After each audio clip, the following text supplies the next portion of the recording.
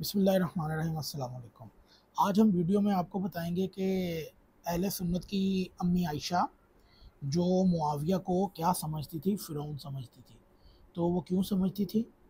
ہم آپ کو یہ بتاتے ہیں کہ اشرف آصف جلالی ناسبی، جس نے میں علم کا شہر ولی اس کا دروازہ اور معاویہ اس کی کنڈی وغیرہ جیسی جھوٹی حدیثیں سیمیناروں میں بیان کی ہیں، تو آئیں ایک نظر مارتے ہیں کہ معاویہ کی خلافت، امام حسن کی دستبرداری خلافت اور عائشہ کیا کہتی ہیں۔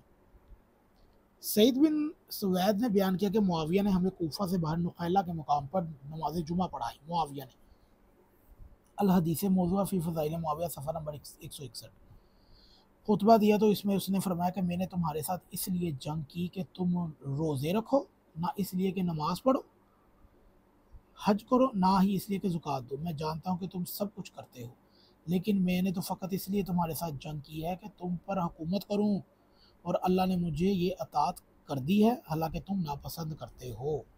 یعنی کہ معاویہ کی حکومت کو تو کوئی پسند بھی نہیں کر رہا تھا۔ امام حسن نے دستبرداری کے وقت جو کروا گھونٹ پیا، اس پر ان کو خیر خواہ حضرات کی اکثریت ناراض تھی، لیکن اس کے بغیر کوئی چارہ جوئی بھی نہیں تھی۔ خود حضرت علی فرماتے ہیں کہ اگر تم نے معاویہ کی امارت کو ناپسند کیا تو تم دیکھو گے کہ گردنیں کندھوں سے کٹ کٹ کر گریں گی۔ سیرت نام النبلا کی ذہبی کی کتاب میں ہے۔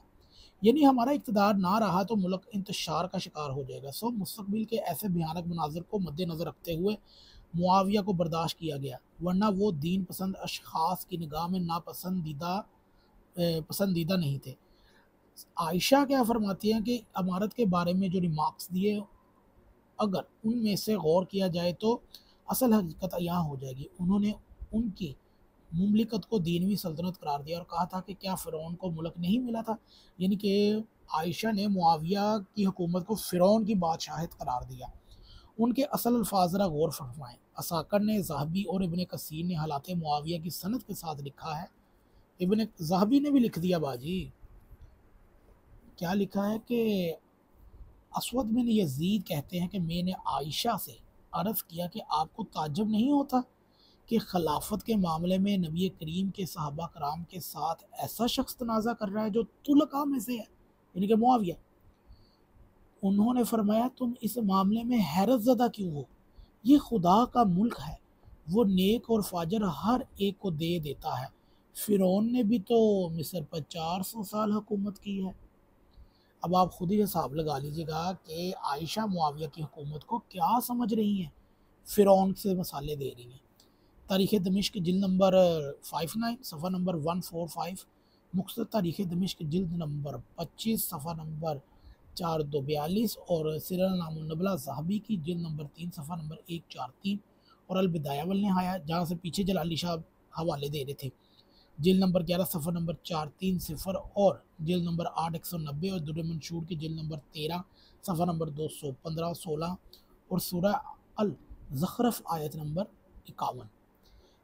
اہل تحقیق نے تصریح کی ہے کہ معاویہ کی حکومت تسلط سے وجود میں آئی۔ یہی ہے کہ سعد بن ابی وقاص کی بیان کی، اور ان کا اعتراف خود معاویہ نے بھی کیا۔ انہوں نے قتال کے ذریعے قصاص عثمان نہیں لیا بلکہ اقتدار حاصل کیا، جیسا کہ چند سطور قبل لکھا جا چکا ہے کہ غزالی نے بھی لکھا کہ معاویہ نے کہا بلند امور کے لیے ہمت پیدا کرو تاکہ انہیں حاصل کر لو۔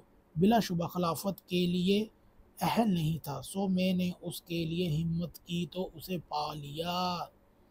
خیر، یہ تھا جی عائشہ کا بھی بیان معاویہ سے متعلق۔ کبھی اگر ان الیاس قادری فضان معاویہ لکھے تو برائے کرم ایسی چیزیں ضرور درج کریں، یہ بھی لوگوں کو بتائیں کہ ذہبی جیسے آپ کے امام نے بھی اسے نقل کیا۔ اگر آپ کو ویڈیو اچھی لگے تو اسے ضرور شیئر کیجیے گا۔